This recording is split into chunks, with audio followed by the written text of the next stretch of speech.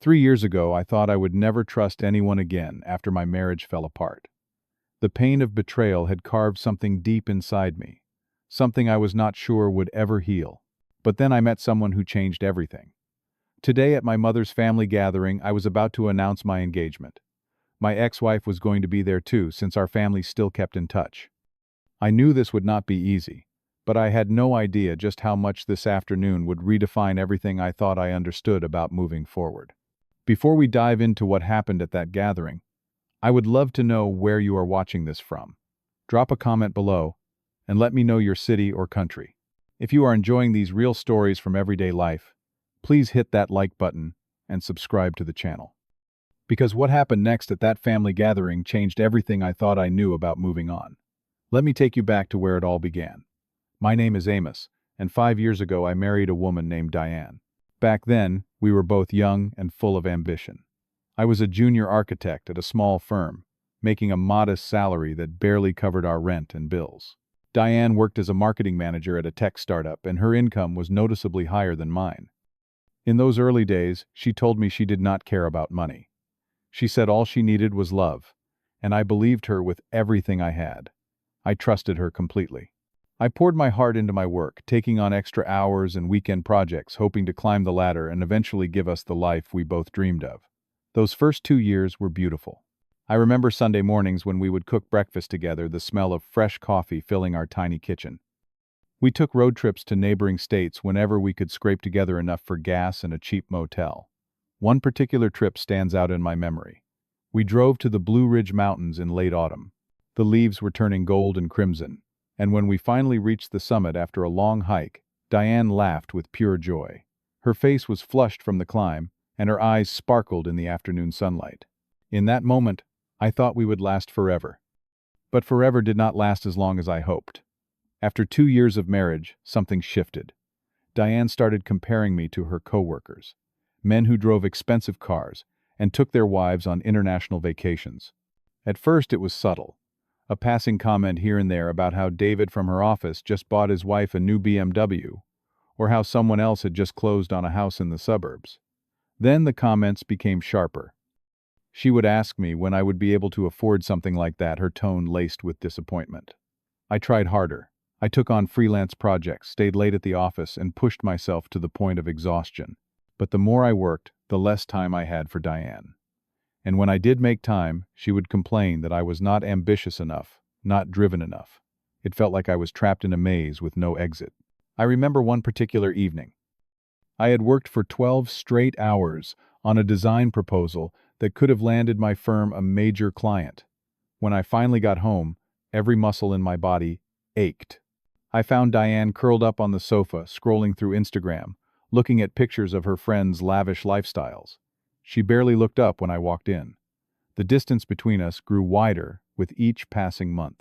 We stopped having real conversations. Our dinners became silent affairs, punctuated only by the sound of forks scraping against plates. I felt her slipping away, but I did not know how to pull her back. Then came that October evening, 3 years ago. I had finished a major project ahead of schedule and decided to surprise Diane by coming home early. I stopped at a flower shop and picked up a bouquet of her favorite roses, the deep red ones she always loved. I grabbed a bottle of wine from the corner store, thinking we could finally have a night together without the weight of work hanging over us. When I opened the front door, I heard laughter coming from our bedroom. Diane's laughter, light and carefree in a way I had not heard in months. And then I heard another voice. A man's voice. My heart stopped. The bouquet of roses felt heavy in my hand, and the wine bottle nearly slipped from my grip. I walked down the hallway, each step feeling like I was wading through thick mud. When I pushed open the bedroom door, I saw Diane with Trevor, a senior executive from her company. Trevor was someone she had mentioned often, always with a certain admiration in her voice. He was successful, ambitious, everything she said she wanted. Diane did not look ashamed when she saw me. She did not scramble to cover herself, or stammer out an apology. Instead, she looked at me with a cold indifference that hurt more than any anger could have. Trevor left quickly, muttering something I could not hear. But Diane stayed. She sat on the edge of our bed, her arms crossed, and looked at me like I was the one who had done something wrong. "I need someone who can actually provide the life I deserve, Amos," she said, her voice steady and matter-of-fact. Not someone who is content with mediocrity. I stood there frozen, unable to form words. The roses hung limply in my hand, petals starting to fall onto the carpet. "You are a good person," she continued, "but you are not enough. You will never be enough." I looked at the nightstand and saw her wedding ring sitting there. The ring I had saved 6 months of my salary to buy. She had already taken it off. The divorce proceedings moved quickly. It only took 3 months for everything to be finalized. Diane did not ask for much, probably because she felt guilty, or maybe she just wanted to move on as fast as possible. But her words stayed with me. "You are not enough." Those 4 words echoed in my head every single day. I moved into a small studio apartment on the east side of the city. It was dark and cramped with only the neon glow from the pizza shop below providing any real light at night. I stopped seeing friends. I stopped going to the gym. I stopped doing anything that was not directly related to work. I buried myself in blueprints and design software, using my job as a shield against the pain. There were nights when I could not sleep. I would sit by the window at 3 in the morning, watching cars pass by on the empty street below, and wonder if Diane was right. Maybe I really was a loser. Maybe I really would never be good enough for anyone. 6 months after the divorce, my best friend Marcus called me. We had known each other since college, and he had always been the kind of friend who told you the truth even when you did not want to hear it. He flew in from Portland just to see me. That evening, he took me to a small bar we used to frequent back in our university days. The place had not changed. Same dim lighting, same smell of stale beer and fried food. Marcus ordered us 2 beers and then looked me straight in the eye. "You are letting her win," he said. "Diane does not get to define who you are, man. You are the same talented, hardworking guy I have known for 15 years. Do not let her poison take away who you really are." His words hit me harder than I expected. For the first time in months, I cried. But these were not the same tears I had shed alone in my apartment. These were tears of release, of finally letting go of something I had been holding too tightly. That conversation with Marcus became a turning point. I started seeing a therapist, Dr. Helen Patterson. She was a calm, patient woman in her 50s who had a way of asking questions that made me confront things I had been avoiding. Through our sessions, I learned to separate my self-worth from Diane's cruel words. I realized that I was not a failure. I had just loved the wrong person. I joined a yoga class on Sunday mornings. I started running around the park near my apartment. Slowly, I began to reconnect with the parts of myself I had lost. I remembered how much I used to love sketching buildings, not for work, but just for the pure joy of creating something beautiful. So I started spending my evenings drawing the old buildings in my neighborhood, finding peace in the simple act of putting pencil to paper. I also got involved in a community architecture project. We designed affordable homes for low-income families, providing our services for free. This work gave me a sense of purpose I had never felt before. I was not just drawing buildings to impress clients or make money. I was creating spaces where real people would build their lives. A year after the divorce, I looked back at who I had been and realized how much stronger I had become. I did not need anyone's approval to know I had value. I had found that validation within myself. 2 years after my divorce, I attended a charity gala focused on sustainable architecture. I had been invited because my community work had started gaining attention in the industry. The event was held in a beautiful downtown hotel with high ceilings and crystal chandeliers that cast warm light across the room. That was where I met Sarah Elizabeth Montgomery. She was the founder and CEO of Montgomery Sustainable Solutions, a leading consulting firm that specialized in green architecture. At 32 years old, Sarah had already made a name for herself as an innovator in the field. But what struck me most was not her success or her elegant appearance. It was the way she talked about her work with genuine passion. Sarah approached me after my presentation on affordable, sustainable housing. We started talking, and what was supposed to be a brief conversation turned into 3 hours. By the time we realized the gala had ended, we were sitting on the steps outside the convention center, still deep in discussion about how to change the way people thought about architecture and the environment. Sarah did not ask me about my salary or what kind of car I drove. She asked me about my ideas about what made me wake up every morning with purpose. For the first time in years, I felt truly seen by someone. We started dating shortly after that night. Sarah was different from anyone I had ever known. She supported my dreams without trying to change them. She invited me to join a major project. Her company was working on designing a green community center for underdeveloped neighborhoods. At first I hesitated. Old insecurities crept back and making me doubt whether I was good enough for such a high-profile project. But Sarah looked at me and said, "I do not invest in projects, Amos. I invest in people with vision. And you have something rare that money cannot buy." 6 months into our relationship, I knew I was in love with her. Not because she was successful or wealthy, but because she saw value in me even when I struggled to see it in myself. One winter evening, after we finished a major presentation for a client, Sarah took me to the rooftop of her office building. The city sprawled out below us, lights twinkling like stars brought down to earth. She turned to me and said, "You make me believe in the kind of love I thought only existed in old movies." I proposed to her right there without a diamond ring or an elaborate plan. Just my heart and a promise to love her completely. Sarah said yes, tears streaming down her face. Now, 3 months later, I was about to announce our engagement to my family. My mother, Linda, had organized one of her monthly family gatherings at her house.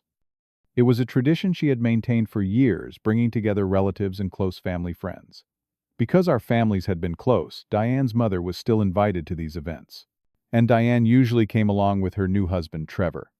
I had told Sarah about this, and she understood. She had a work meeting that morning and would arrive at the gathering a bit later. I decided I would make the announcement before she got there, wanting to break the news in my own way. About 20 people filled my mother's living room that Sunday afternoon. The smell of roasted chicken and homemade bread drifted in from the kitchen. People were chatting, laughing, catching up on each other's lives. I saw Diane sitting on the sofa next to Trevor. She looked the same as always. Her hair perfectly styled, her outfit expensive and carefully chosen. I stood up, my heart pounding, and picked up my glass of wine. The room gradually quieted as people noticed I wanted to say something. "I have some news I would like to share with everyone." I said, my voice steadier than I felt. "I am engaged." There were scattered congratulations, people smiling and raising their glasses. But then I heard it, Diane's laugh. Sharp and unmistakable, cutting through the warm atmosphere like a knife. "You engaged," she said loudly enough for everyone to hear. The room fell silent. All eyes turned to her, then to me.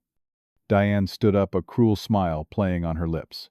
She walked closer to me, her heels clicking against the hardwood floor. "Who would marry a loser like you, Amos?" My mother started to stand. "Diane, that is enough." But Diane ignored her. She was on a roll now, enjoying the attention. "Let me guess. Did you find some desperate woman who does not know any better? Or did you finally lower your standards enough to attract someone?" I felt heat rising to my face, but it was not shame. It was anger. But I remembered something Sarah had told me once during one of our late-night conversations. People who try to diminish you are only showing their own insecurity. I kept my voice calm. "I understand you are skeptical, Diane, but I am genuinely happy. And I hope you are too." Diane laughed again, the sound harsh and mocking. "Oh, please. Stop pretending you have moved on to something better. We both know you will never find anyone who would want to build a real life with you." Trevor sat silently, looking uncomfortable but not saying anything to stop his wife. My friend Marcus, who was sitting near the window, shook his head in disgust. Just then I heard the front door open. My heart lifted because I knew who it was. Sarah stepped into the entryway, elegant in a navy dress, her hair flowing over her shoulders. She carried herself with natural confidence and grace. Everyone turned to look at her. I walked over and took her hand, leading her into the living room. "Everyone, I would like you to meet my fiancée," I said. Sarah smiled warmly at the room, her presence immediately changing the atmosphere. Then her eyes landed on Diane. There was a flicker of recognition.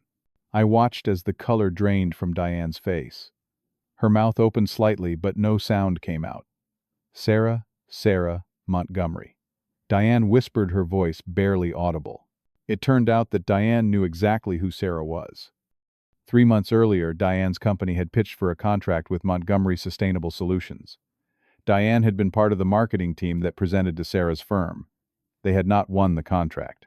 More than that, Diane knew Sarah's reputation. Everyone in the industry did. Sarah had been featured in Forbes as one of the most influential young women in green technology.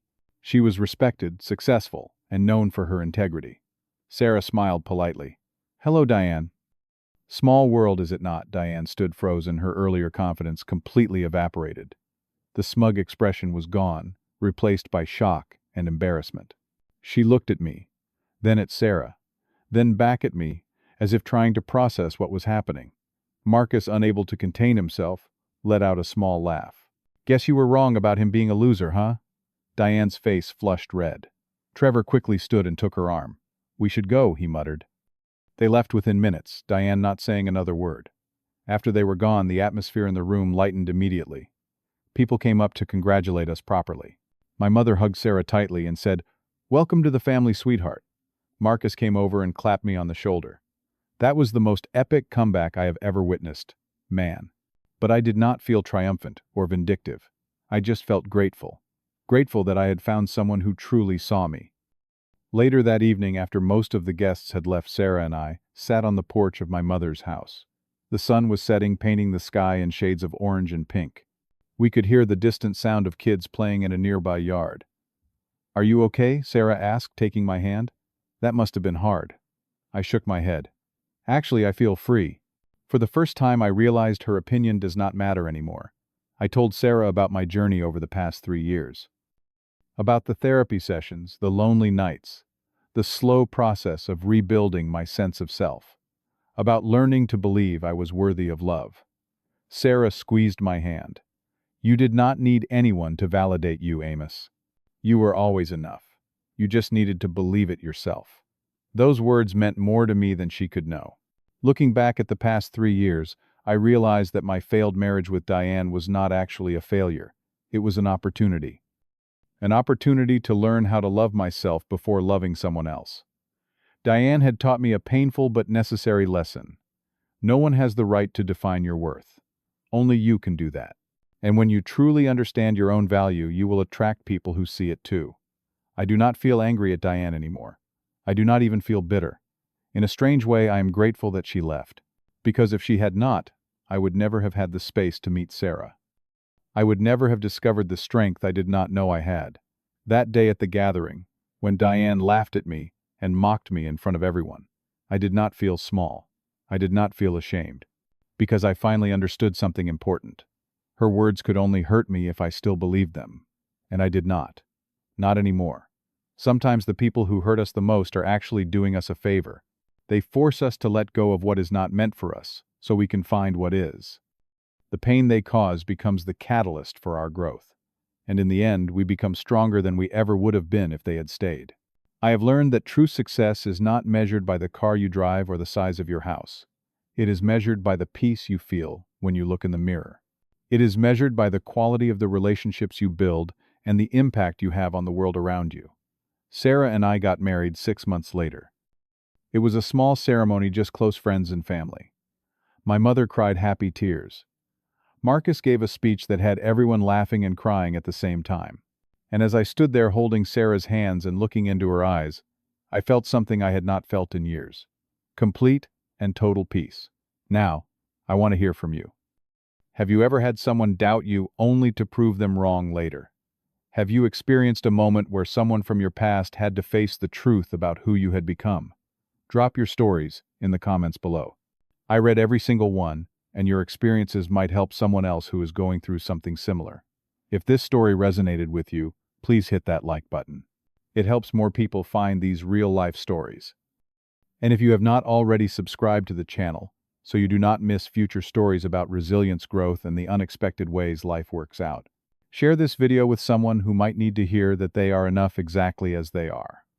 Thank you for listening to my story. I hope it reminded you that your worth is not determined by anyone else's opinion. You are valuable simply because you exist. Never forget that. Until next time, take care of yourselves, and remember that sometimes the best revenge is simply becoming the person you were always meant to be.